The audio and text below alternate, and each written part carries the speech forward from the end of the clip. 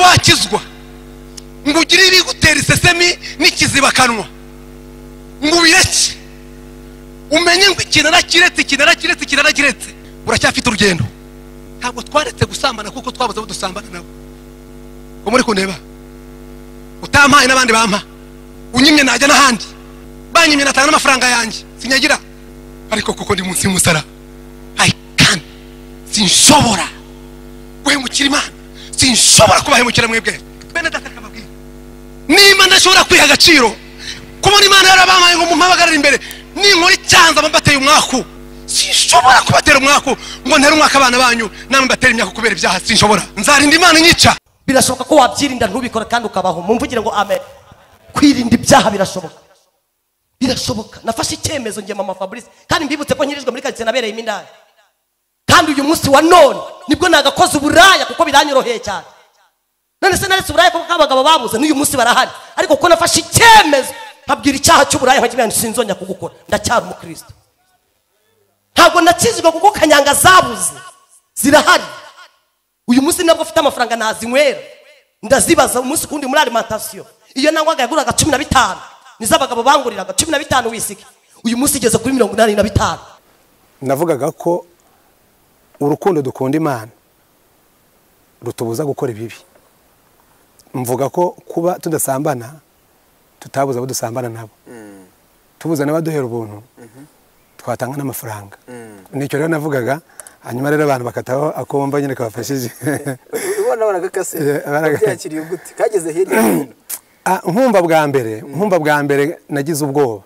Nagize ubwoba bwinshi, ngira ngo nshobora kuba naramaze nk'iminsi nk'ibiri no kurya byananiye.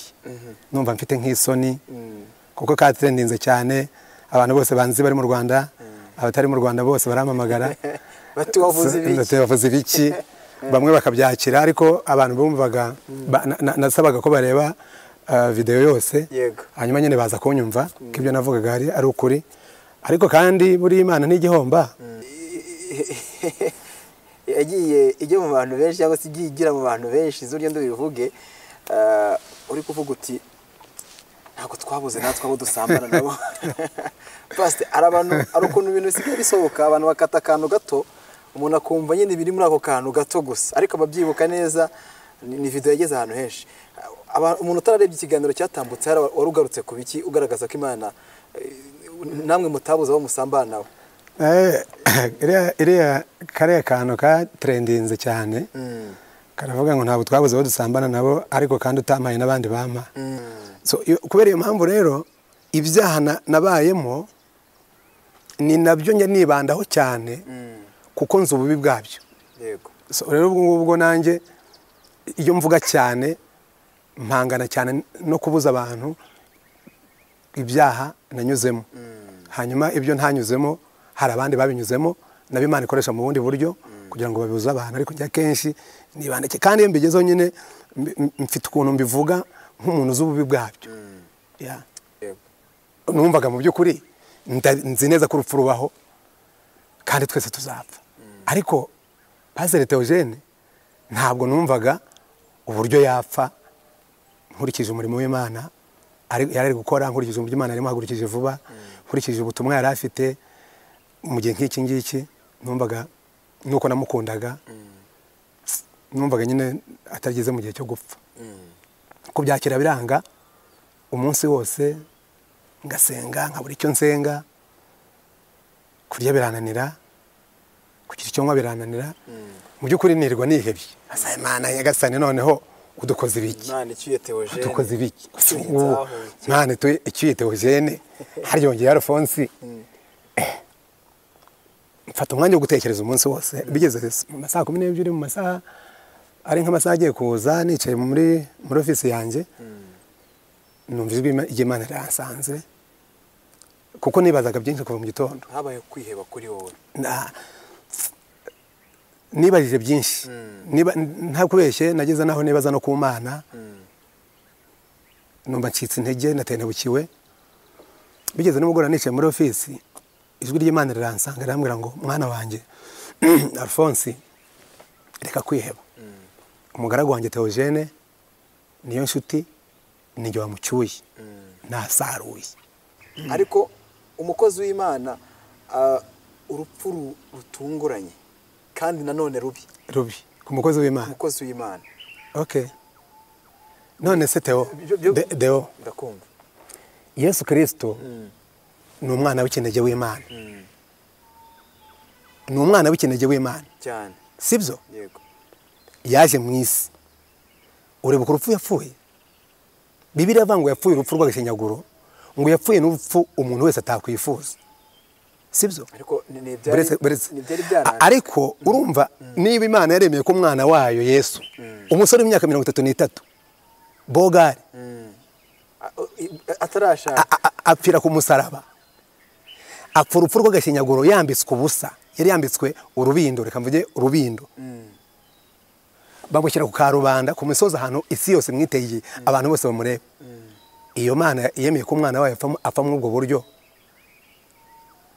umwana w'umuntu twe turi bande? Alphonse ni iki? Gupfa imodoka imuguyeho, gupfa arohamye, gupfa ahiriye mu nzu, ku Mana ntacyo byitwaye. Kandi iburyo icyo Imana irebaho cyane, ireba ubugingo bw'umuntu. Naho iby'urupfu rwo Imana iba yaragennye ikizatwara umuntu. Dewe ikizantwara ntacyo nzi. Ubwo rero ruriya mu gukiranuka kw'Imana, mu kwera kw'Imana, ruriya nirwo rupfu Imana yabonye nyine Theogene agomba gutahamo. Ubundi abantu bahise bavuga bati iyi Mana bakayibazaho, badafite wenda amahirwe yo kumva ko umwuka wera ashobora kubagendera akababwira impamvu yiri, wenda uretse ko nibaza kwira mu kiganiro bari bubyumve, ni amahirwe basangize na bagenzi babo, wenda hari n'uri kwibaza ibyo. Uwo muntu Imana imufashe ite? ntihagire umuntu ugomeza kwibaza ku Mana. Imana irera, Imana irakiranuka, kandi Imana iradukunda. Nta numwe rero yanga ngo uvuge ngo ubwo umuntu ari umupasitori ntiyarakwiye gupfa muri buriya buryo. Twabonye abaho Imana b'i Buganda, nagize umugisha wo kuhagera, batwitswe. Hari abandi mujya mwumva akorari zigenda mu nzira zikarohama, abandi mwumvishe ambassadors uburyo bakoze accident mu nzira nabo bagapfa. Imana rero nihitamo urupfu umuntu azapfa, iki Imana irokora. Iki Imana ntigirwana n'ikintu cyica umubiri, irwana n'ikica ubugingo. Ikica ubugingo rero icyo Imana nikirinda cyane ubugingo. Naho iby'uyu mubiri byo n'ubundi, iyo Imana isaruye ubugingo, iby'umubiri k'umubiri wagenda kose ntacyo bibwiye, nta n'icyo bivuze kuri yo. Pasiteri, bavuze bati ni igitambo, ni igitambo. Abantu twaravuze ibintu byinshi, ariko tugaragaza ko habayemo ko Imana yamutereranye umukozi w'Imana, none abantu Satani akaba yamuriganya ibintu nk'ibyo, abarozi bakaba bamuroga nk'ibintu nk'ibyo. Yego. Deo abantu bajye barya umwungu basiba ibamba. Burya hari ibintu byo kwitonderwa. Umuntu wakoreye Imana, umuntu wubashye Imana, nibyo koko ndemera ko Satani hari imbaraga afite, ariko Satani imbaraga afite ziri limited cyane. Ntabwo Satani afite imbaraga zifite aho zigarukira. Pastor Theogene niyo nshuti, ntabwo Satani yamuhangara, bishoboka. Yari umurokore, korera Imana nta buryarya, ufitiye isi umumaro, utireba ukurikije ubuhamya bwe. So ntabwo rero Satani yamuhangara. Burya hari abantu Satani adahangara. Umuganya mvuye ahangaha muri iki kiganiro, nagera haruguru inkubi kankubita cyangwa Satani ngapfa, ukamubwira ngo Satani arandiganye. Njewe Satani se yandiganye ate? Yanshobora ate? Inkubi umukubisite umukozi w'Imana. Hoye buriya Satani we yanteza uburwayi, akanteza abanyanga, akanteza abagambanyi, wenda nkaba narwara, ariko Satani ntiyanshobora, kubera ko Yesu amfiteho ubutware n'imbaraga zikomeye. Satani ntago yica buriya. Ntacyo yantwara, arabo yakwica wenda, ariko yakwica se umukozi w'Imana ate? Yakwica umurokore guteze? Yakwica umuntu ubashye Imana ateze? Yaba mufite Yesu izihe mbaraga? Rero rimwe n'imwe Satani nazo tuye tumuha imbaraga adafite, ariko Satani ntabwo yankura hese nkanjye. Urupfu rwe rwagiyemo byinshi. Hanyuma rero nambajije ngo umugore we n'abana wababwira iki? Ubutumwa nabaha, Paulo ngira ngo ni Dawidi wabibwiye umuhungu we Salomo amaze kumuraga ubwami aramubwira ngo Salomo mwana wanjye ujye umenya Imana ya so iyo nakoreraga aba ari nawe uzakorera yari amaze kumuraga. Rero icyo nabwira umudamu wa Theogene n'abana be ntibazave ku Mana ya Theogene, nibayikomezeho. Muri imbere yaravuze ngo nikomeze ku rutare n'ahandi n'umusenyi, bayikomezeho. Imana yabanye na Theogene kandi nabikabana nabo barayizi neza, na bariya yasize nibayikomezeho, bayisenge, bayubahe, bayikunde. Inzira banyuzamo niba ifunganye bemere bayinyuremo, niba yagutse bemere bayinyuremo. Icyo nzi nuko Imana itagikoze isoni umuntu wagendanye nayo uko byagenda kose. Yego. Urumva biriya bukunguzi no muri Sodomu na Gomora nibyo bakoraga, Imana irabarimbura. Ariko Satani yacuritse abantu ubwonko, yacuritse abantu ubwenge, kugeza ubwo umuntu Bibiliya iravuga ngo niyo mpamvu umugabo azasiga se na nyina cyangwa umugore azasiga se na nyina akabana n'umugore we akaramata ngo bose bakaba umubiri umwe. None utekereze nyine umugani nakubwira ngo ubukunguzi cyangwa nibyo Satani yacuritse abantu ubwonko, ubwenge, bakabyita uburenganzira bwabo. Utekereze kubona umuntu w'umugabo nkanjye Alphonse nawe Deo, umwe muri twe ahitamo kuba umugore undi akaba umugabo. Tekereza icyo kintu. Ibyo bakabikora, imbwa ntiyabikora. Imbwa ntabwo yatinyuka gutingana n'imbwa. Ingurube ntiyabikora, sibyo? Ibintu imbwa itakora, ibintu ingurube itakora, ibintu inkoko itakora. Ntiurabona isake iri kwiruka kusange ngenzi yayo kireka biri kurwana. Ariko umwana w'umuntu Imana yaremye mu ishusho yayo, ikamuhereza ubwenge buri gato y'ubwayo, ikaduhereza ubushobozi bwo kuyobora iby'isi. Imana ikaduhereza ubwo butware. Umwana umugabo n'umugabo bagashyingirwa, bakajya mu nzu, bakajya mu buriri. Umugore n'umugore bagashyingirwa, bakajya, umwe yabaye umugabo n'undi yabaye umugabo. Ubwo ni ubukunguzi. Abantu bati kandi noneho ni icyaha kizana umuvumo. Niduhura uzambaza ibyaha bizana imivumo, nzakubwira ibyaha bikurura umuvumo kandi bigakurura umuvumo kuri generasiyo. Ntibizanye umuvumo ku muntu wagikoze, bikazana umuvumo no kubana no kubuzukuruza ubuvivi n'ubutinganyi bubamo. Ni icyaha kiri mu byaha Imana yanga urunuka. Wenda tubikomojeho gato, ariko abantu kuki batinya kubigarukaho?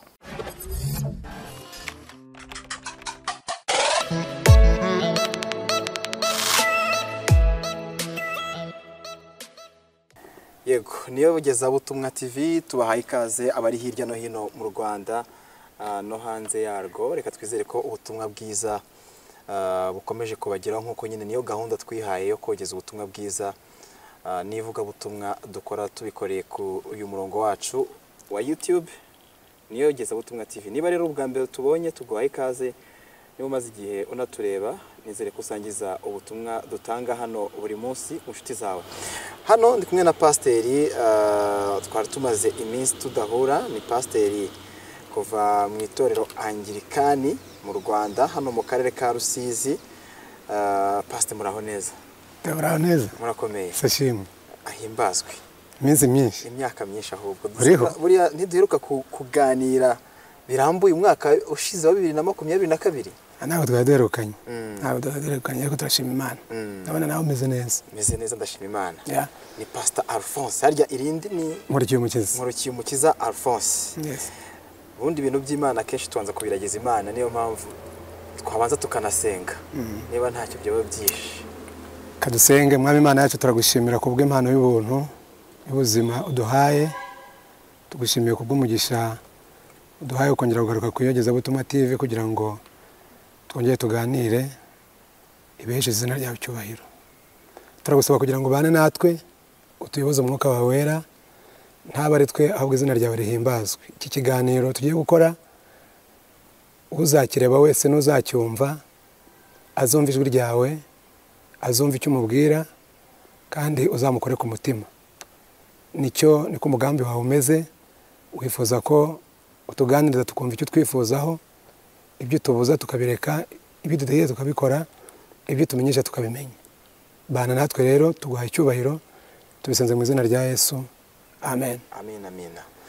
Pastor Nkurikiye Mukiza Alphonse, urakoze kudusengera n'abantu bakurikiye ikiganiro kuri YouTube yacu. Urakoze. Abantu benshi banakumenye wigisha, ngira ngo ahantu hatandukanye wigisha ijambo ry'Imana. Hari video yagiye ijya mu bantu benshi cyangwa se igira mu bantu benshi z'uryo bivuge, uri kuvuga uti ntabwo twabuze natwe abo dusambana nabo. Pastor, ari ukuntu ibintu bisigaye bisohoka, abantu bakata akantu gato, umuntu akumva nyine biri muri ako kantu gato gusa, ariko ababyibuka neza ni video yageze ahantu henshi. Umuntu utararebye ikiganiro cyatambutse warugarutse ku biki ugaragaza ko Imana namwe mutabuze abo musambana nabo? Iriya kariya kantu ka trendinze cyane, karavuga ngo ntabwo twabuze abo dusambana nabo, ariko kandi utampaye n'abandi bampa.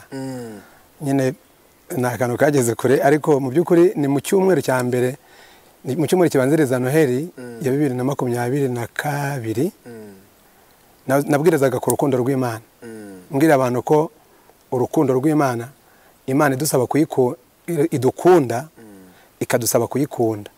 Noneho navugaga ko urukundo dukunda Imana rutubuza gukora ibibi. Mvuga ko kuba tudasambana tutabuza abo dusambana nabo, tubuza n'abaduhera ubuntu, twatanga n'amafaranga. Nicyo rero navugaga, hanyuma rero abantu bakataho akumva nyine kabafashije. Ubona baragakase byakiriye gute kageze hirya hino? Nkumva bwa mbere nagize ubwoba bwinshi, ngira ngo nshobora kuba naramaze nk'iminsi nk'ibiri no kurya byananiye, numva mfite nk'isoni kuko katrendinze cyane. Abantu bose banzi bari mu Rwanda, abatari mu Rwanda bose baramamagara batuwavuze ibiki, bamwe bakabyakira, ariko abantu bumvaga nasabaga ko bareba video yose, hanyuma nyine baza kunyumva ko ibyo navugaga ari ukuri.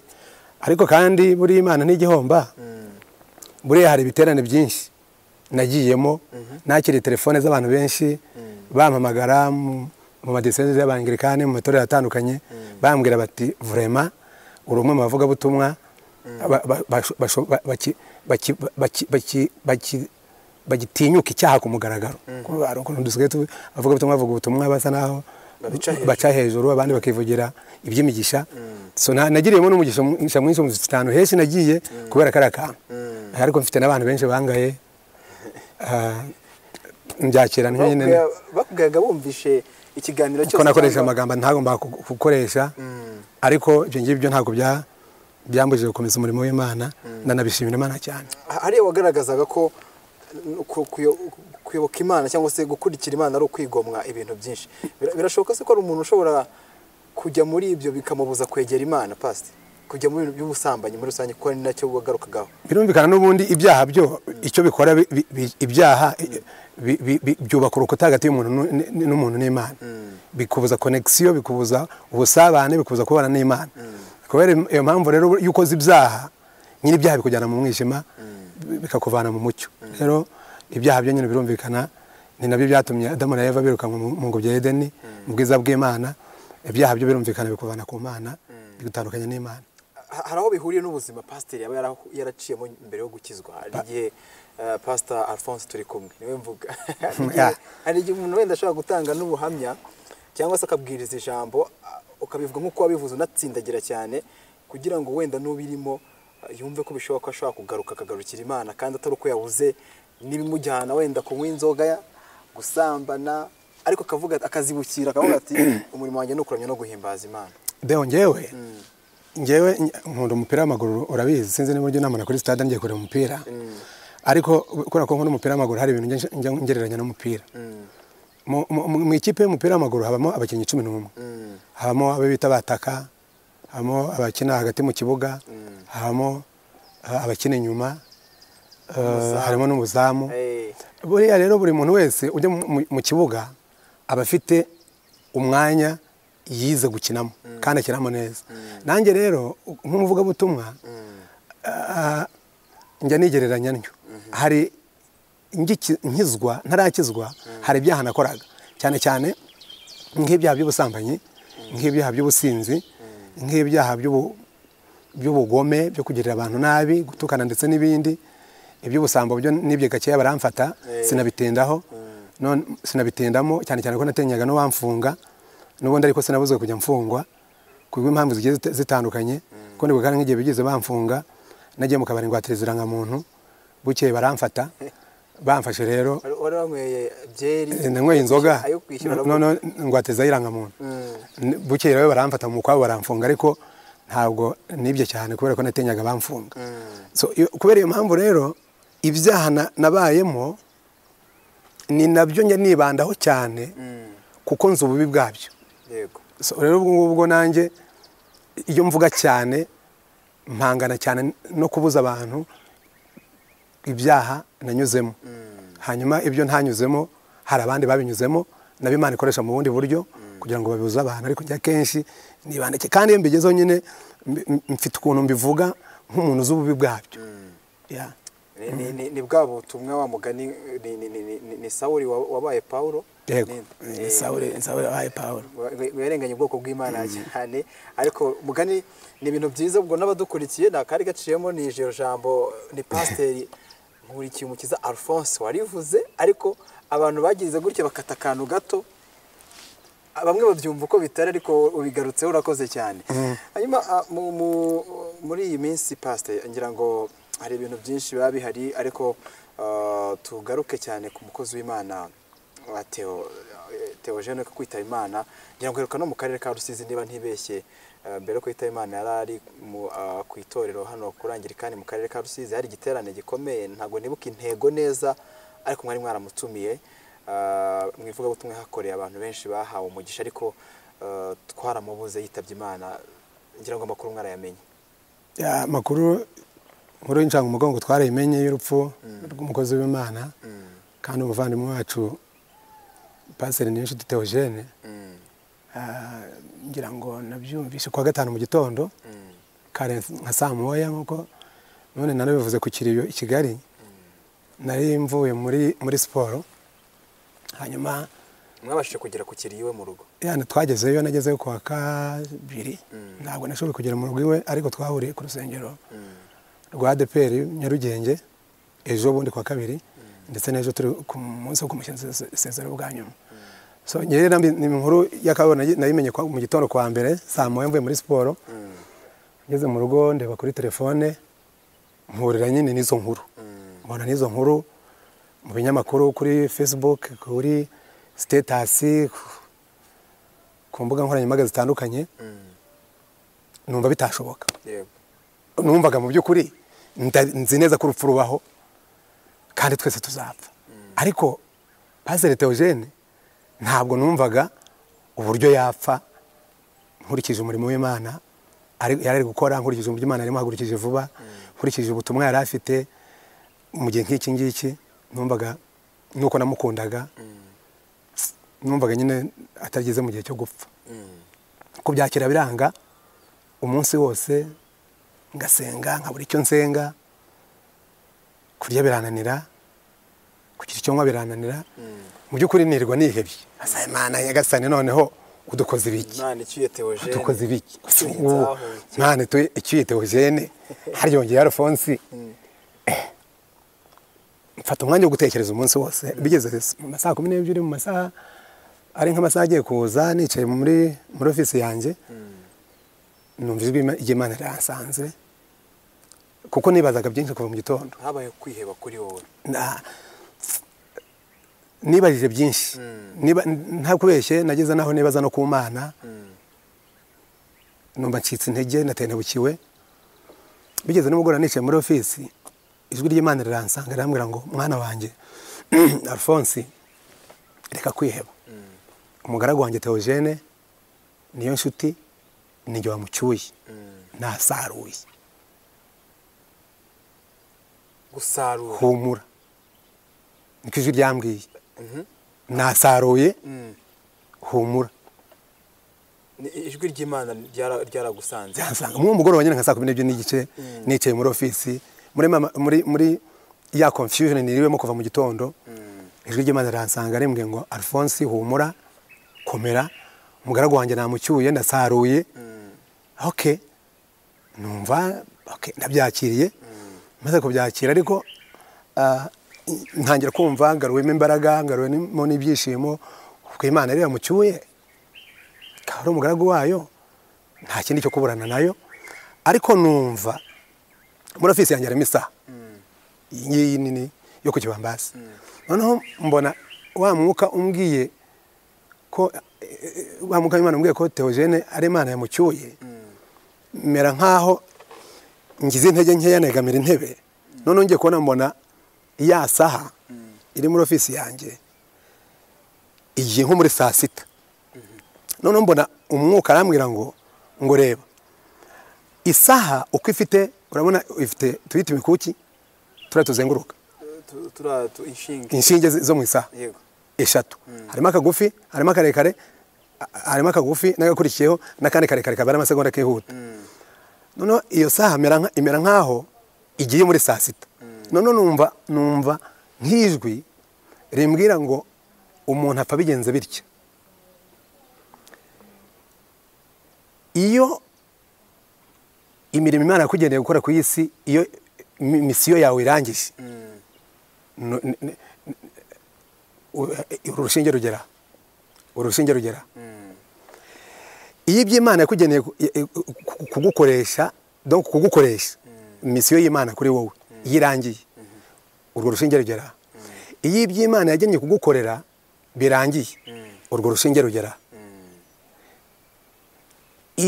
iyo urushinge iyo iby'Imana yagukoreye birangiye yego iyo iby'Imana ishaka kugukoresha misiyo y'Imana kuri wowe yirangiye n'iyo iby'Imana yagennye kugukorera bihuye igihe igahita ibihuza n'igare icyo twita igare n'igihe cyo gutaha uhita ugenda sinzi niba unyumvise neza Deo ndabyumva neza ni ngo ibyo wateganyije gukora misiyo Imana yaguhaye twibukiranye ko nta muntu uri ku isi n'umwe Imana yaremye itamuhaye misiyo iyo misiyo rero Imana yaturemeye ni nayo izatubaza nitugera mu ijuru buri muntu wese Imana yaremye yamushyize ku isi kubera misiyo hari ubutumwa Imana yamuhaye ku isi agomba gusohoza aho ngizemo ikibazo Theo tuzi ko mu mirimo ye yari imirimo myiza yakoze imirimo myiza Imana yashyizeho limite ku buryo ivuga iti nta yindi nkeneye kuri wowe aho ni kuri Theo hari n'undi no gukora ibintu bibi naho ahita Imana abantu bose abiyeza n'ababibara bose turapfa sinzi niba icyo navuze wacyumvise kiriya saha icyambere ni Imana yakugeneye gukora your mission misiyo yawe ku isi icya kabiri ni Imana yakugeneye yagennye kugukorera yego icya gatatu ni igare icyo twita igare ikizagutwara iyo bihuye bigahura nk'uko urushinge ruhurira muri saa sita ziriya nshinge zigahura muri saa sita gutya ucaho igihe cye cyari cyageze imirimo yabaye by'Imana yari yamutumye byose byarahuye ku gihe byari byahuye niho narimbajije nti rero nk'uri gukora ibibi uri gukora ibibi ari hanze y'umugambi w'Imana kuko ntawe Imana yahamagariye gukora ibibi uri gukora ibibi rero ari hanze y'umugambi w'Imana ni ukuvuga iki ni ukuvuga ko niba ari hanze y'umugambi w'Imana igihe Imana yamugeneye kubaho nikigera sibyo yego izamuhamagara agende agiye kubazwa imyaka wamaze kora gukeze kuri iyi si wankoreye iki cyangwa izamwongerera imyaka yo kugira ngo akora ibyo Imana rero amuteganyije gukora kuko Imana ntiyateganya ko akora ibibi ntabwo Imana yigeze iteganya ko umuntu akora ibibi birumvikana ariko wibuke ko Imana yahaye umuntu uburenganzira bwo gukora ibyo ashaka yahaye umuntu uburenganzira guhitamo icyiza n'ikibi so rero Imana idushyira muri iyi si ikatubwira ngo hitamo urabizi nkanjye ubuhamya bwanjye urabuzi mu myaka 25 namaze ndi ku isi nakoze mu ibibi numva ari byo ariko nyuma yaho 2003 Imana iza kubwira ngo no hindukira urebe yego irampindukiza ndahindukira ntangira kujya mu mugambi w'Imana ubwo niho ndimo ese aruhara umuntu agira kugira ngo ahindukire uruhare urumva Imana nibyo ni inzira ebyiri ariko nkawe Imana yaraguhamagaye n'abandi wenda bari gukora ibibi bari kutwumva hari amahirwe yuko bahinduka ubwabo hatabayeho iryo jwi ry'Imana ashobora kuza kuguhamagara uko biri kose niyo mpamvu Yesu atari yagaruka. Yesu ntaragaruka kubera ko akeneye ko niba hari abatari bumva ubutumwa bwiza ngo bave mu bibi bazabwumva, nibamara kubwumva abantu bose nibamara kubwumva nibwo azagaruka. Muri iki gihe abari mu bibi niyo mpamvu nyine natwe turongo tubabwire ngo yemwe nyabone nimureve mu bibi mu mugambi w'Imana. So rero Imana yo yibonye misiyo yayo nyine irangiye ititaye ngo abantu ngo baracyagukeneye, ngo abantu ngo baracyagukunze. Twaje ku mugambi w'Imana, ntitwaje ku mugambi w'abantu. Igare ryawe hita bihuza n'igare nyine. Ikiganiro sinzi ko kiri burangire pastor, ufite ibintu byinshi.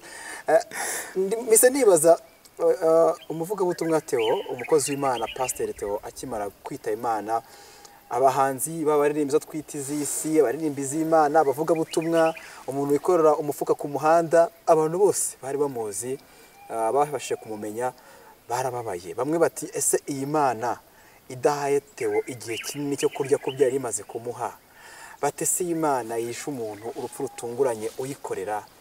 Benshi bavuze ko urupfu rutunguranye ko yaravuye muri Uganda, yari muri Uganda akora accident, hari ibikorwa yararimo by'ivugabutumwa. Bate se Imana icyuye umuntu ufite abana bakiri bato, abizwe ko afite abana bane bato n'umugore, afite n'abarera yakuye ku muhanda, bahoze nabo ari mayoko, yahoze ari inzahare nkuko yiyitaga, ariko aravuga ati mbaye inzahuke kuko Imana yaramuzahuye nyine yaramwibutse. Ibyo byose ntimuhaye igihe cyo kubyishimamo. Bati iyi Mana koko habayo gushidikanya ku Mana. Tubwiye ko nawe hari umwanya wafashe uvuga ati Imana bimeze gute, irakubonekera. Aba bantu bari koso bafite wenda bo ntago wabonekeye nkuko pastor wabonekewe. Theogene ngiye mumenya ntabwo na muzi igihe kirekire mu by'ukuri, namubonye kuri social media nk'umuntu ufite ubuhamya bwinshi, dusa naho hari n'ubuzima dusangiye mu byo twanyuzemo, ariko namumenye cyane umwaka washize turi kumutumira mu giterane hano iwacu, nkuko bizi twarandigeranye n'ikiganiro nawe. Rero ni umuntu nyine Imana yahamagaye, kandi Imana imuhamagaye hita imusiga n'amavuta yo kuvuga ubutumwa, imusiga igikundiro, iramwamamaza. Donc ya mavuta yamusize, cya gikundiro yamusize, bigatuma ubutumwa bwe avuga bukora ku mitima y'abantu cyane. Kuvuga rero ngo Imana ngo yamutwaye ite, yakoze iki, my friend Theo, Imana ntitekereza nk'abantu. Imana ntitekereza nk'abantu, Imana ntikora nk'abantu, Imana ntigambirira nk'abantu, itandukanye natwe abantu. Twebwe abantu tugira amarangamutima, urabona umuntu twari tumukeneye, urabona umuntu Imana yo buriya kuri Pastor Theogene yabonye ibyo yari yamuhamagariye, ititaye ku myaka mike yaravuze ubutumwa, byari birangiye. Niyo byari birangiye rero Imana yagomba kumuhamagara akajya kuruhuka kubw'imirimo yari amaze gukora. Hanyuma uravuze uti umugore n'abana. Imana niyo yahaye Theogene uriya mugore n'abariya abana. Imana rero niyo ifite ubuzima bw'uriya mugore n'abariya abana mu biganza, kubera ko Imana n'ubundi niyo yashobozaga Theogene gutunga uriya mugore no gutunga abariya abana.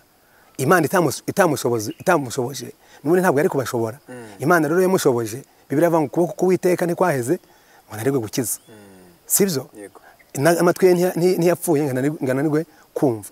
Iyo Mana rero n'ubundi ya Theogene niyo Mana y'umugore we, niyo Mana y'abana be. Ntabwo Imana rero itwaye Theogene kugira ngo ibabaze umugore we n'abana. Imana izabatunga nkuko itunga n'abandi. Data yapfuye mfite imyaka 6, we yari n'umupagani, n'umurugo w'iwacu turi abapagani, ariko nabayeho ndiho. Urabona ntari umupastori, mfitiye isakamaro, ariko kandi sinarizwe na data yahageze imyaka 6 gusa. Uko rero abana batewe nkananswe, none ari n'abana mu mukiranutsi wakoreye Imana, bubashye Imana, ako none bakaba bafite n'umugisha wo bafite nyina w'umurokore. Ubonye ibintu ubuhamya bwabo, kubona Theogene afite abana 4, azanye abana 22 atoye mu muhanda, abantu b'abagabo bafite n'abana abashyize mu rugo, umugore arabyemeye. ejo bavuga ukuntu yajyaga agenda akajya ngo agiye guhaha aho kugira ngo ahahe azane ibiryo akazana abandi bana ahubwo mu modoka akavuga ati bana mbazaniye abandi. So iyo Mana rero Theogene yakoreye ni nayo ivuga ngo ni nayo Dawidi yavuze ngo sindabona umukiranutsi arekwa cyangwa abana be ngo basabirize. Ubwo rero Imana yazanye bari abana mu rugo, ndavuga abana yareze, abana yabyaye n'uriya mugore. Imana n'ubundi yazahuye Theogene ikamuvana muri biriya ikamuhereza ibyo yarimuhaye. Bo nta n'ikibazo ngiye mfite kuri bari abana kuko bazabaho n'uriya mugore azabaho. Imana izabafasha. Ariko se pastor, abantu turibaza, rega mugari ntago turi Imana ngo dutekereze nkayo, turi abantu kandi dutekereza nk'abantu nubwo yaduhaye ubwenge.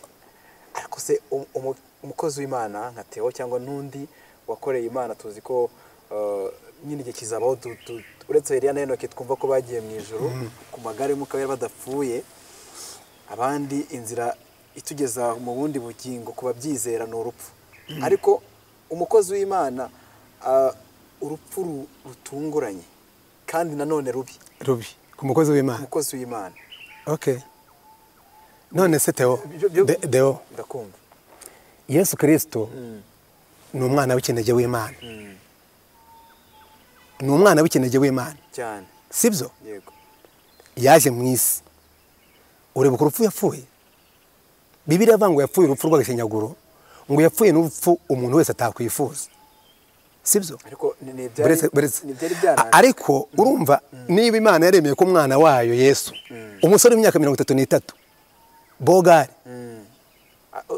atarashaka apfira ku musaraba, apfa urupfu rw'agashinyaguro yambitswe ubusa, yari yambitswe urubindo, reka mvuge urubindo. Bamushyira ku karubanda ku misozi ahantu isi yose mwiteye abantu bose bamureba. Iyo Mana yemeye ko umwana wayo apfa muri ubwo buryo, umwana w'umuntu twe turi bande Alphonse ni iki? Gupfa imodoka imuguyeho, gupfa rohamye, gupfa ahiriye mu nzu, ku Mana ntacyo byitwaye. Kandi iburyo cy'Imana irebaho cyane ireba ubugingo bw'umuntu. Naho iby'urupfu rwo Imana iba yaragennye ikizatwara umuntu. Deo ikizantwara ntacyo nzi. Ubwo rero ruriya mu gukiranuka kw'Imana, mu kwera kw'Imana, ruriya ni rwo rupfu Imana yabonye nyine Theogene agomba gutahamo. Ntabwo reka ntekereza ku rupfu rwa Yesu. Abantu musenga mugari bamufite ingero nyinshi. Ariko kuri Yesu ngo pastor nubwo ari ibyo koko ni umwana w'Imana w'ikinege kuba byemera, kandi urupfu rwe rwarokoye abantu benshi. Tuvuge ko se n'urupfu tubihuze wenda na Theo turi kuganiraho nawe gatoya. Byigisha abantu cyangwa byateranyije abantu n'Imana kuba yaracyuye umukozi w'Imana muri buriya buryo. Erega n'ubu iyo turebye nka filime ya Yesu turavuga ngo iyi ni Imana yemeye ko umwana wayo akubitwa gutya. Ati ko yari ifite ubushobozi bwo kumuha imbaraga iyo Satani ikayitsinda wenda ntakubitwe muri ubwo buryo, ariko wenda byari kugira ngo ibyanditswe bisozwe byo twarabisomye kandi twaranabyizeye. Ahubwo tugaruka kuri uyu mukozi w'Imana, nta bundi buryo buhari kuko ari abantu ubu ngubu pastor, rega twebwe ntabwo turi abantu, hari n'abadukurikiye bari kwibaza bati kuko umukozi w'Imana wagiye muri buriya buryo bigatuma wenda yumva niyo Mana nge ndinde bundi ko na Theo yagiye muri buriya buryo nge ndinde, ukumva wenda gusenga no kudasenga kuri we ni ibintu bingana. Ubundi se uretse ko nta n'urupfu rwiza nari nabo numva ngo umuntu yahitamo ngo ahitemo kuryama akisinzirira, n'ubwo no kuryama ukisinzirira abantu bavuga ati turi urupfu narwo ni rubi. Ariko icyo navuga ni uko Imana hariho impfu nyinshi. Imana rero niyo ihitiramo umuntu urupfu ruzamutwara. Ibyo kuvuga ngo ni urupfu rubi, nta rupfu rwiza ruriho, nyine ni ugupfa. Ubwo rero numva kuri ngewe ruriya rupfu ntacyo rutwaye. Abantu bahise bavuga bati iyi Mana bakayibazaho, badafite wenda amahirwe yo kumva ko umwuka wera ashobora kubagendera akababwira impamvu yiri, wenda uretse ko nibaza kwira mu kiganiro bari bubyumve, na amahirwe basangize na bagenzi babo, wenda hari n'uri kwibaza ibyo. Uwo muntu Imana imufasha ite? Ntihagire umuntu ugomeza kwibaza ku Mana. Imana irera, Imana irakiranuka, kandi Imana iradukunda. Nta n'umwe rero yanga ngo uvuge ngo ubwo umuntu ari umupasitori ntiyarakwiye gupfa muri buriya buryo. Twabonye abaho Imana b'i Buganda, nagize umugisha wo kuhagera, batwitswe. Hari abandi mujya mwumva akorari zigenda mu nzira zikarohama, abandi mwumvise ambassadors uburyo bakoze accident mu nzira nabo bagapfa. Imana rero nihitamo urupfu umuntu azapfa, ikimana irokora. Imana ntigirwana n'ikintu cyica umubiri, irwana n'ikica ubugingo. Ikica ubugingo rero icyo Imana nikirinda cyane ubugingo, naho iby'uyu mubiri byo n'ubundi iyo Imana isaruye ubugingo, iby'umubiri k'umubiri wagenda kose ntacyo bibwiye, nta nicyo bivuze kuri yo. Ikindi kandi wavugaga iby'abantu bavuga ngo bavuze ngo urupfu ngo n'abantu bamwibye ngo ni pasiteri ruhati barabavuze bati ni igitambo. Abantu twaravuze ibintu byinshi ariko tugaragaza ko habayemo ko Imana yamutereranye umukozi w'Imana, none abantu Satani akaba yamuriganya ibintu nk'ibyo, abarozi bakaba bamuroga nk'ibintu nk'ibyo. Yego deo abantu bagiye barya umwungu basiba ibamba. Burya hari ibintu byo kwitonderwa. Umuntu wakoreye Imana, umuntu wubashye Imana, nibyo koko ndemera ko Satani hari imbaraga afite, ariko Satani imbaraga afite ziri limited cyane. Ntabwo Satani afite imbaraga zifite aho zigarukira. Pastor Theogene niyo nshuti, ntabwo Satani yamuhangara, ntibishoboka. Yari umurokore korera Imana nta buryarya, ufitiye isi umumaro, utireba ko ukurikije ubuhamya bwe. So ntabwo rero Satani yamuhangara. Burya hari abantu Satani adahangara. Umuganya mvuye ahangaha muri iki kiganiro nagera haruguru inkubi kankubita cyangwa Satani ngapfa ukambwira ngo Satani arandeganya. Ngewe Satani se yandeganya ate? Yanshobora ate? Umukubisite umukozi w'Imana. Hoye buriya Satani we yanteza uburwayi, akanteza abanyanga, akanteza abagambanyi, wenda nkaba narwara, ariko Satani ntiyanshobora kubera ko Yesu amfiteho ubutware n'imbaraga zikomeye. Satani ntago yica buriya.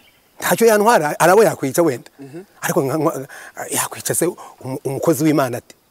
Yakwica umurokore guteze? Yakwica umuntu ubashye Imana ateze? Yaba amufite Yesu izihe mbaraga? Rero rimwe Satani nazo tumuha imbaraga adafite, ariko Satani ntabwo yankura hese nkanjye. None ureba Theogene ntawe yamukura. Uru rupfu rw'umukristo, reka tuvuge Theo ni uheruka kwita Imana, ari umukozi w'Imana tuzi, ariko hari n'abandi. Narebye aka video ninjoro kariho ubutumwa mu byahishwe ngo hahirwa bapfa bapfiriye ngo mu mwami Yesu. Mbona Yanga Theo kumwe na Yanga burya nawe yapfuye akijijwe, yapfuye umuntu we yajyaga yumva filime zari ku muhanda akavuga ati uyu yari umujama wacu. Bintera kwibaza urupfu rw'umukristo isomo rukwiye gusigira abantu. Ni isomo dukwiye gukura mu bintu nk'ibi ngibi. Reka nsome umurongo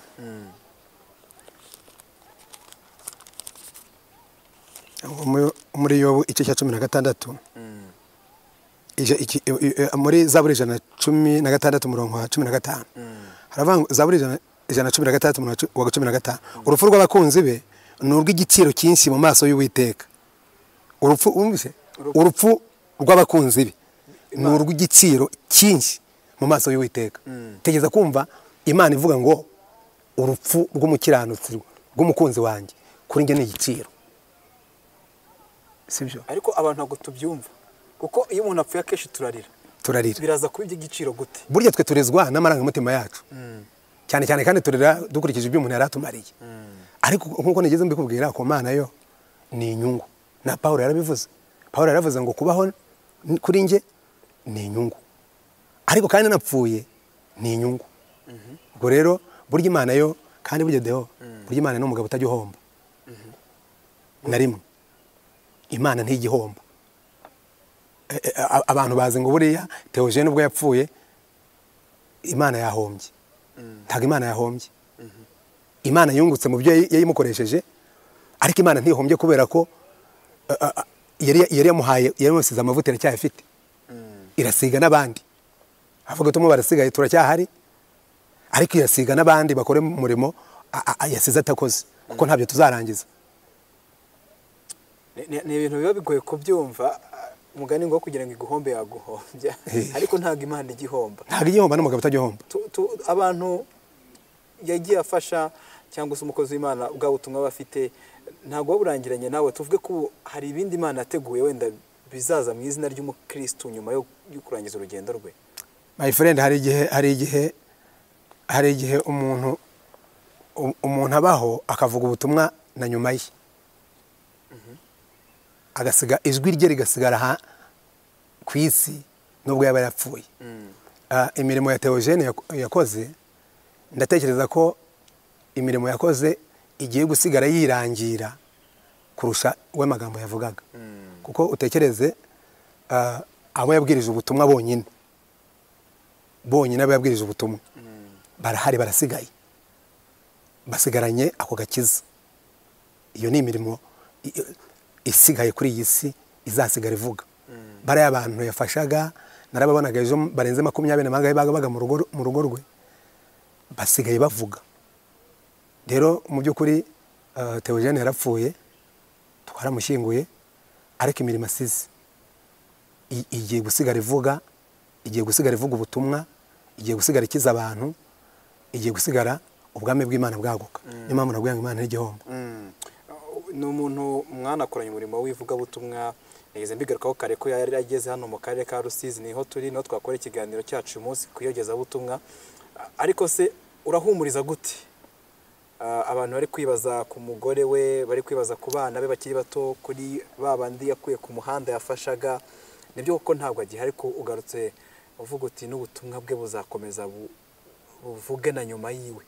Ariko se abantu bari gutekereza kuri ibyo ngibyo bafite impungenge bati bigiye kugenda gutya, abenshi bakaba bati bigiye kugenda nabi, nk'umukozi w'Imana murabahumuriza mute?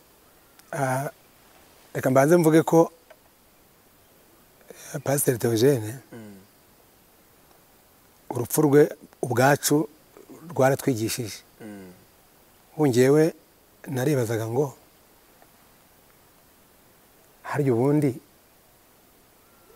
ubu mpfuye ngewe Alphonse napfa nsize iki kuri iyi si?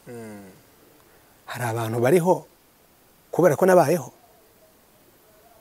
hari abantu bariho kuko ndiho.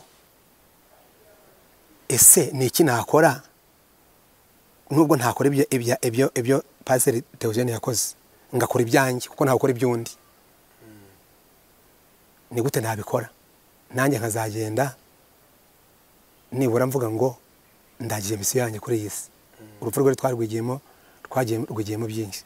Hanyuma rero nambajije ngo umugore we n'abana wababwira iki? Ubutumwa nabaha, ubutumwa nabaha Paulo ngira ngo ni Dawidi wabibwiye umuhungu we Salomo amaze kumuraga ubwami, aramubwira ngo Salomo mwana wanjye ujye umenya Imana ya so, iyo nakoreraga abari nawe uzakorera. Yari amaze kumuraga. Rero icyo nabwira umudamu wa Theogene n'abana be, ntibazave ku Mana ya Theogene, nibayikomezeho. Muri imbere yavuze ngo nikomeze ku rutare n'ahandi n'umusenyi, bayikomezeho. Imana yabanye na Theogene kandi nabikabana nabo, barayizi neza. Nabariya yasize nibayikomezeho, bayisenge, bayubahe, bayikunde. Inzira banyuzamo niba ifunganye bemere bayinyuremo, niba yagutse bemere bayinyuremo. Icyo nzi nuko Imana itagikoze isoni umuntu wagendanye nayo uko byagenda kose. Yego, ni ikiganiro cyiza. Ubwo ntekereza ko Pastor Theogene umukunda byinshi, ngira ngo namwe mwaramukundaga cyane, niyo mpamvu mwatubwiye ko ari ibintu byababaje muri rusange. Kandi mu by'ukuri ubutumwa bwiza yatambukije buzakomeza kuvugana nyuma ye, nanjye ndabihamya, ndanabyemeza. Pastor, ni iki twabwira abantu muri iki gihe? Ni igihe kigoye, igihe tunarimo, urupfu ruraba rugahungabanya abantu, intambara ziriho, ubu turi kureba muri Ukraine n'Uburusiya, ejo ni hariya. Ariko ni n'ibihe bya nyuma wasanga Imana iri kwicyurira abageni. Niba ubusambanyi bwariyongereye, ubusinzi bwariyongereye, ubutinganyi burahari. Tuzagira igihe Pastor tuganire ku butinganyi, kuko ibihugu bimwe na bimwe byagiye bivuga nka Uganda buriyo hari n'itegeko rivuga riti ibeshye ariko inkunga z'amahanga zikavuga ziti natwe turaje duhangane namwe tuzagiye tubigane ariko akantu gatoya ubundi ijambo ry'Imana rivuga iki ku butinganyi ni ibihe bya nyuma ni intambara zirimo ni naba turi kubona Imana icyuye nk'abageni ibihe bimeze gute biri nk'ibintu byose icyo ntekereza ibimenyetso nyine by'uko isi iri ku musozo Bibiliya ivuga azaba ibihe birushya ibihe by'intambara n'impuha zabyo indwara zigiye zitandukanye impfu zigiye zitandukanye mu by'ukuri waba amaso yabona ko isi nyine igeze mu gihe cya nyuma ingewe inama nagira abantu twabanjirije ku rupfu rwa Pasiteri Theogene reka nsabe abantu kwitonda cyane amazi si yayandi ngewe ndatekereza ngo umuntu akwiye gutunganya ibye hakiri kare Deo sinzi niba ugira umugore ariko wanazura umusore ukwiye gutunganya ibyawe ubu nkanjye mfite umugore nkwiye kujya ntunganya ibyanjye n'umugore wanjye n'abana banjye n'iby'itorero n'iby'inshuti zanjye kuko urupfu nyine anytime ukagenda ubwo bigusaba gutunganya nyine ukamera aka Timoteyo abwira Tito icyatumye usigara ikirete no kugira ngo utunganye ibyasigaye bidatunganye hejuru yo gutunganya ibyo byose ugatunganya n'imibanire yawe n'Imana relationship yawe n'Imana ukayitunganya kubera ko abantu babyemera batabyemera iyi si iryoha mu kanya bambwira ngo Theogene yakoreye amafaranga yaramaze kugira amafaranga yaramaze kuzahuka none Imana ntimuretse ngo arye ku byo yaramaze gukorera oro Imana ntiyitaye uko twinjoyinga iby'isi kuko dufite ibyo Imana duteguriye biryoshye kurusha iby'isi ndavuga mu bwami bw'Imana ubwo rero abantu nibareke dutegure aho tuzaba iteka ryose iyi si ntabwo tuzayibaho iteka ryose iyi si rikaba yaravuze ngo imeze nk'urwambariro rw'abakinnyi bagiye kwitegura kujya kuba mu kibuga iyi si rero iminsi tuyimaraho ni iminsi Imana iduha kwitegura tugategura ubugingo buhoraho kandi inzira yarayitweretse ni ukwakira umwami Yesu ukava mu byaha ugakurikira inzira kunyuzamo ugategura ubugingo buhoraho naho impfuzo yewe n'izitazaza zizaza ariko se urwo rupfu ruje rugusanze he icyo ni cyo umuntu akwiye njye nibwo butumwa naha abantu nibareke dutunganye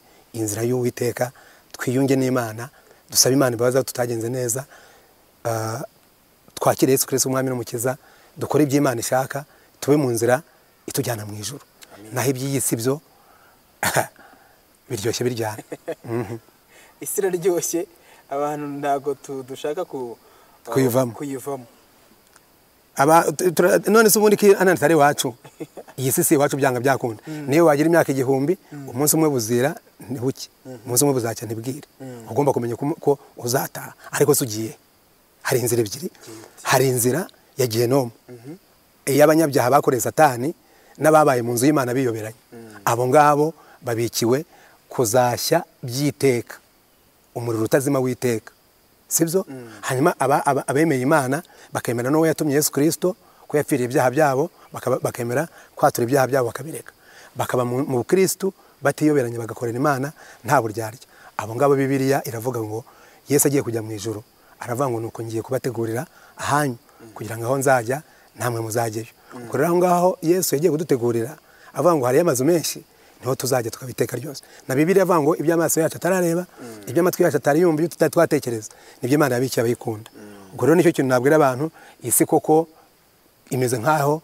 iryoheye abantu iri kubashuka bakagira ngo ntabwo izarangira nayo itarangira iyawe yarangira none iyanjye ikarangira none ni ubutumwa bwiza rwose Pasiteri aduhaye iminota tujyanye ariko Pasiteri nyemere tuzagaruke ku zindi ngingo wavuze tuzagaruke ku by'ubutinganyi muri iki gihe kuri buriya bukunguzi Pasiteri kuki byita ubukunguzi n'ubukunguzi kuko urumva nubwo wambwiye ko tuzabigarukaho ariko se waretse nkabikomoza none ko ntazi bivuze kuba tuvuya kutamenya rega ibintu urumva biriya bukunguzi no muri Sodomu na Gomora nibyo bakoraga, Imana irabarimbura.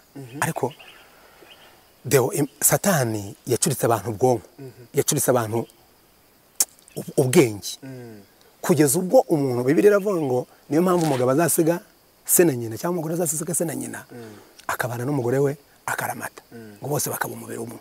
None utekereze nyine umugani nakubwira ngo ubukunguzi cyangwa nibyo Satani yacuritse abantu ubwonko, ubwenge, bakabyita uburenganzira bwabo. Utekereze kubona umuntu w'umugabo nkanjye Alphonse nawe Deo, umwe muri twahitamo kuba umugore undi akaba umugabo.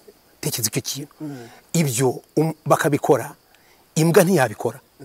Imbwa ntabwo yatinyuka gutingana n'imbwa, ingurube ntiyabikora.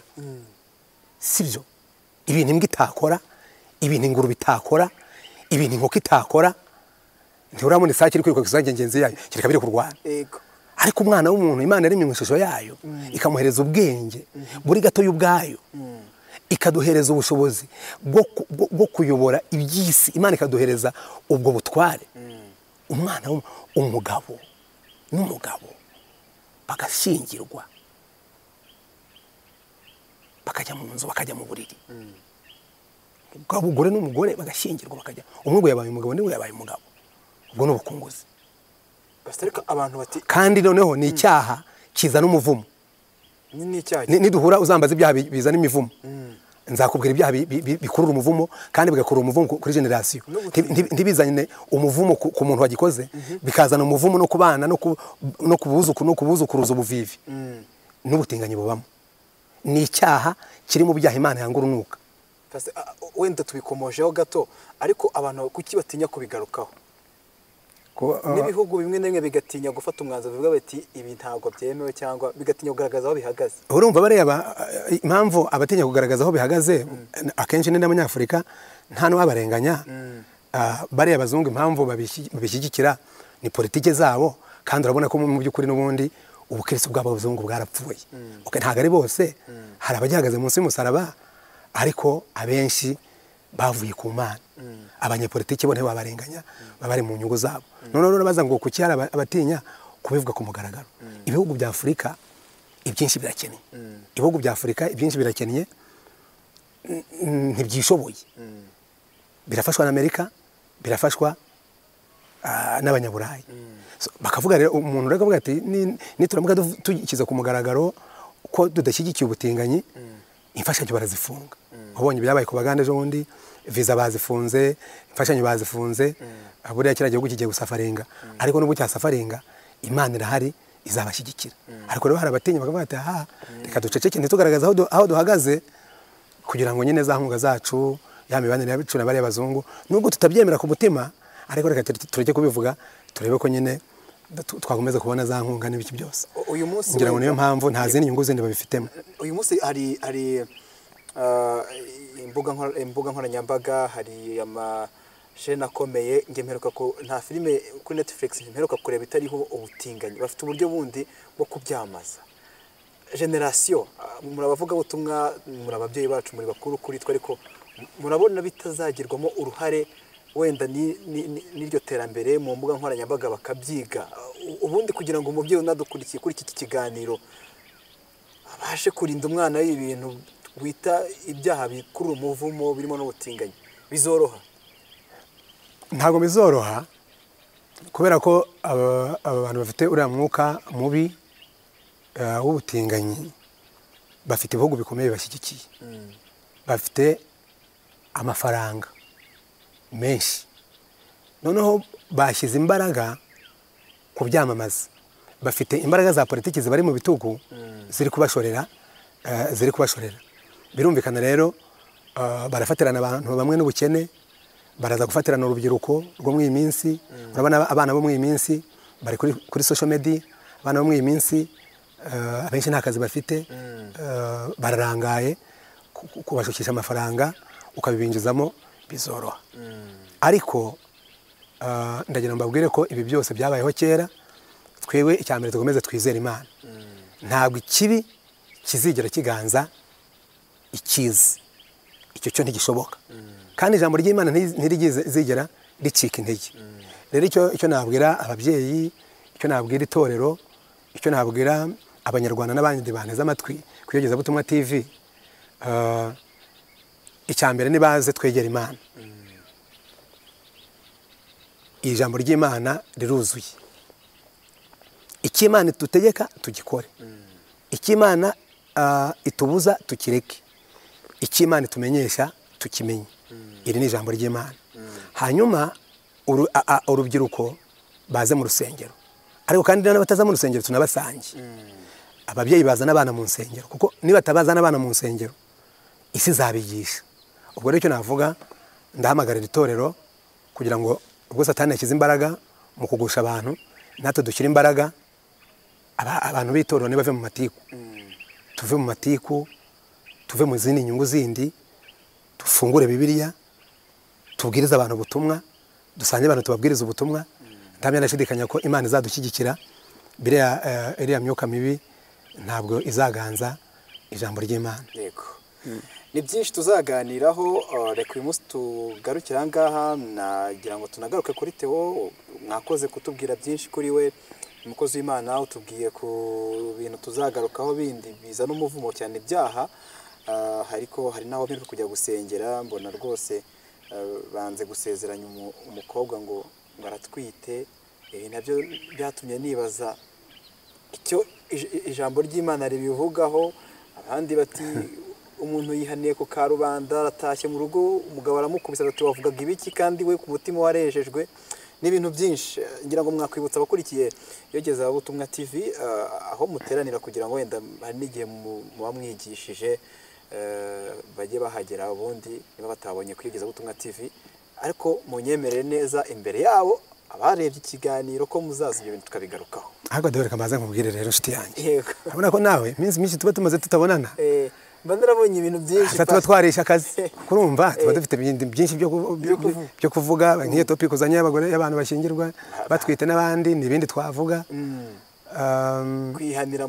kwihanira mu ruhame nabyo n'ibindi twavuga ariko reka nsabe abavandimwe bo kwegeza butumwa TV batwegere ndabizi ko umurimo w'iyogeza butumwa TV uri kugenda waguka ndabishimira n'Imana cyane kuko iyogeza butumwa aho ryatangiriye ndabona ko hari ukuntu Imana iri kugenda yagura amarembo nibyo gushimira Imana ariko kandi tuzagaruka nimudutunga mikrofone na kamera tuzitaba kuko niko Imana yaduhamagariye ubundi kandi ngushimire nitwa Nkurikimukiza Alphonse nk'uko nabivuze nomero yanjye ya telefone ni 078 3 7 6 ukongeraho 7 078 3 7 hanyuma ukarenzaho 7 ndi umupasitori mu itorero rya Anglikani muri diocese ya Cyangugu hanyuma ndi umuyobozi wa katedrali yitiriwe Kristo Umwami hano mu mujyi Kamembe wakenera ko kuza ku rusengero ni hariya uzamuka mu Kadasomwa ujya ku cyapa cyangwa uva ku cyapa umanuka mu muhanda wa Kadasomwa ujya ku Rusizi niho yadusanga niho dukorera niho dutuye wakenera ko tumusengera wakenera ko tumugira inama n'ibindi by'umurimo wa gishumba karibu tena Imana ibamugisha. Yego turabashimiye pastor mwakoze kuduha umwanya tunashimiye itorero Anglikani twakoreye ahantu heza kuri hoteli nziza iri imbere y'amazi Peace Guest House. Peace Guest House.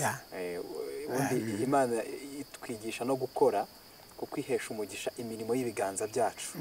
Ubwo rero niba uvuye i Kigali cyangwa uvuye he ushobora kuhagera rwose abavuye i Kigali abavuye Rusizi abavuye Burundi abavuye hirya no hino abari mu mujyi wa Kamembe Peace Guest House umanutse mu mujyi i Kamembe umanuka bita kwa Pendeza wagera munsi ya Kivu Marina uhita winjira aho ngaho ubundi baguha serivisi nziza ni ibintu byiza kabisa tunabishimire by the way iyi hoteli irimo umwuka w'Imana aha ngaho urahagera ukumva uri kuzuzwa urumva ntashye numva hari ibintu ntari nsobanukiwe neza kuko bajya bavuga ngo urupfu rubabaje urugero wenda kubyo twaganiriye sinibuka urupfu rwa Yesu kuko urupfu rwa Yesu ni imwe mu mpfu mbi nabonye yapfuye nabi yakubiswa amahwa yagize gute bamuciriyeho noneho yanakwitwaga n'abanyabyaha bamuciraho bagira kamba ry'amahwa wa mugani nge Deo ndinde wo kuvuga ngo nakoze accident ngo napfuye ngo umuntu ngo yahiye ngo ngo yamukubise ngo umutaga yamutuye hasi. Imana ireba ubugingo iby'umubiri byo nta, kandi ubugingo ngira ngo nibwo nicyo kintu gikomeye Imana yimye umwanzi wabwo ari Satani. Ni nacyo cyatumye rega ubwo bugingo niwe bwatumye yigoma umwana wayo Yesu Kristo kugira ngo aze kudupfira. Ngo rebe iby'umubiri byo birangirira ku isi, Imana ikishaka n'ubugingo. Yego, sinzi niba twasuza dusenga mukajya n'ubutumwa mu nk'umuntu ashobora kwifashisha muri iyi minsi, cyangwa se ubutumwa ijambo ry'Imana rishobora kumufasha, ashobora kwifashisha mu bikorwa bye bya buri munsi, ubundi tugasenga tukaba dushyizeho akitso, kuko dushyizeho akadomo pastor twemeye ko azagaruka cyaba ari ikibazo. Yanjye nzagaruka, ariko umurongo muri Bibiliya nasangiza abantu. Yego, maze iminsi mu kwezi kwa gatanu kwa gatandatu ndi kongera kwiga igitabo cya Zaburi, kirimo za Zaburi. Hanyuma angeze ku gice cya 91, aho Bibiliya ivuga ngo uba mu rwihisho rwisumba byose azahama mu gicucu cy'ishobora byose. Ndifuriza abantu bose rero kuba mu rwihisho rwisumba byose, kuko tubaye mu rwihisho rwisumba byose ibyaha bizadutinya, abanzi bazadutinya, inenke z'umubiri tuzazinesha, kandi kubana n'Imana bizatuma tuva mu bwiza tujya mu bundi bwiza. Numva rero narekeraho ngahumya ngasenga Imana, ngashimira abantu ko yegeza ubutumwa. Nawe Deo ndagushimiye, Imana ibaho umugisha. Mwa Imana yacu turagushimira ku bw'ikiganiro cyiza tugiriye ahangaha muri Peace Guest House. Turagushimira ko wahamagaye abene data bo kuyigeza ubutumwa TV kugira ngo bamamaze ubutumwa bwiza. Ntabwo bari babuze ibindi bajyamo, ariko uyu muhamagaro wabahamagaye wo kogeza ubutumwa bwiza ndagushimiye. Komeza abantu bose bazumva iki kiganiro, Mwami Imana turakwinginze kugira ngo uzabakore ku mitima, uzaganire nabo, kandi uzabaho umugisha.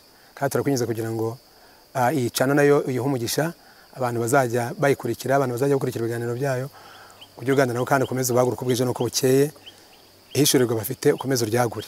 Ubane natwe mu mugoroba, ubane natwe muri byose, tubisenze mu izina rya Data wa twese n'iry'Umwana n'iry'Umwuka wera. Amen. Amen. Amen.